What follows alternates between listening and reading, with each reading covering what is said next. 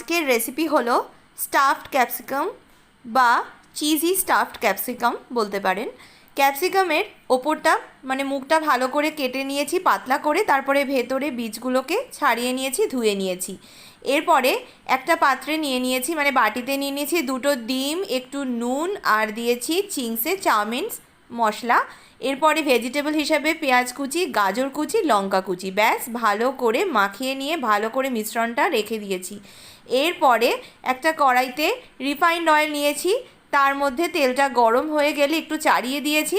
4টে capsicum বসিয়েই ওপরে যে এগের মিশ্রণটা বানিয়েছিলাম সেটা দিয়েছি। সেটা 3 থেকে 4 মিনিট হওয়ার পরে আমার কাছে ছিল স্লাইস চিজ, সেগুলো একটু একটু করে এর মধ্যে কভার আপ করে দিয়েছি। তারপরে 4 থেকে 5 মিনিট মতো ঢেকে রেখেছিলাম। ঢাকা খুলেই দেখুন আমার স্টাফড ক্যাপসিকাম দারুণ